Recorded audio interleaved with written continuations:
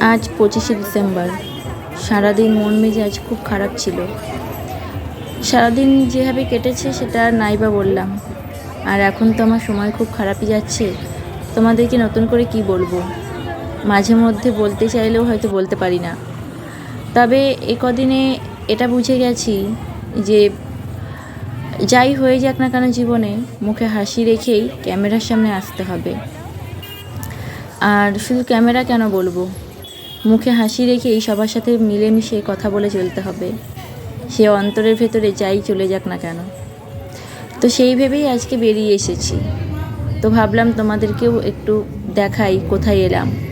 এই যে চার্চটা দেখছো, এর ভেতরে এইখানে ছোট্ট শিশু জিসাস, ওই যে তোমরা দেখতে পাচ্ছ ওখানে শোয়ানো রয়েছে।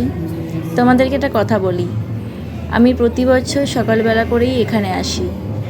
এবছর আসা হয়নি। বুঝতেই পারছো যে আমি যেখানে প্রতি বছর সকালে এখানে আসি, এবছর আর আসতে পারিনি। তার মানে কতটা খারাপ সময়ের মধ্যে দিয়ে কাটাচ্ছি। বছরে তো এই একটা দিনই, 25শে ডিসেম্বর সকালবেলা। এর সাথে আরেকটা কথাও বলি, এবছরই হয়তো আমি দুর্গাপুজোর অষ্টমী অঞ্জলিও দিইনি। হয়তো বলতে পারো এক প্রকার দিতে পারিনি। তো সে কথা থাক, তোমাদেরকে আজকের দিনে যে ভিডিওটা সেটা সম্পর্কেই বলি।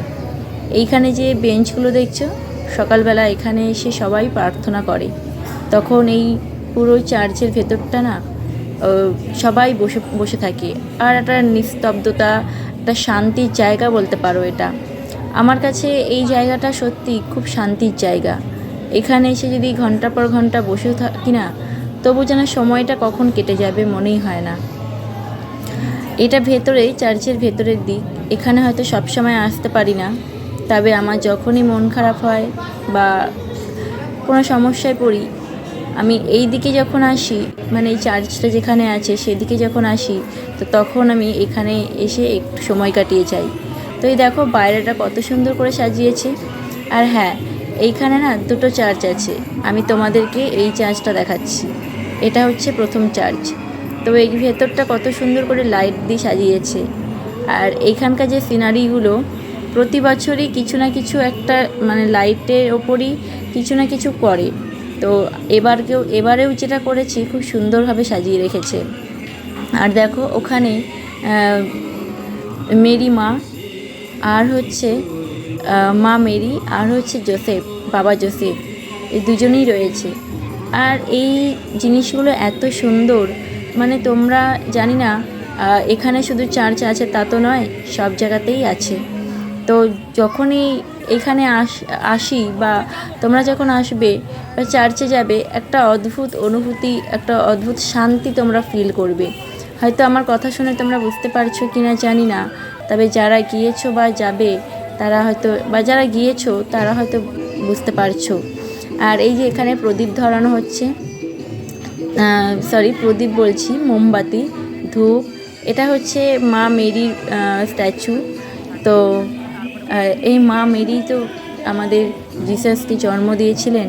তো সত্যি উনি কি বলবো, উনি ভাগ্যবান না আমরা ভাগ্যবান না জিসাস ভাগ্যবান তা বলবো না, তবে সত্যি উনি মা একজন। সবার গর্ভে তো আর এমন মানুষ জন্ম নেয় না। তো সে নিশ্চয়ই তেমনই কোনো মানুষ, তেমনই কোনো নারী। তো যাই হোক, সে বিষয়ে আর গেলামই না। আর ওই চার্চ থেকে বেরিয়ে দেখো আরেকটা নতুন চার্চে চলে এসেছি। এটা হচ্ছে আরেকটা চার্চ। এই চার্চের ভেতরের অংশটা হয়তো খুব ভালোভাবে সাজায়নি, তবে বাইরেটা খুব সুন্দরভাবে সাজিয়েছে। আর এই দেখো এটা হচ্ছে এই চার্চের ভেতরের অংশটা। তো এখানেও প্রার্থনা হয় সকালবেলা। এখানে প্রসাদও দেয়, মানে ওই কেক বিস্কিট এগুলো দেয়। তো ভেতরটা হচ্ছে এটা। তো এটা হচ্ছে সবচেয়ে বড় চার্চ বলে। তো এবছর দেখলাম এটার থেকে ওই আগের চার্চটা বেশি সুন্দর করে সাজিয়েছে। তো যাই হোক, তোমাদের সবাইকে জানাই মেরি ক্রিসমাস ডে। আর এই 25 তারিখ থেকে 31 ডিসেম্বর পর্যন্ত তো বড়দিন সবাই কম বেশি পালন করবে। তো সবাই তোমরা ভালো থেকো, সুস্থ থেকো। দেখা হবে পরের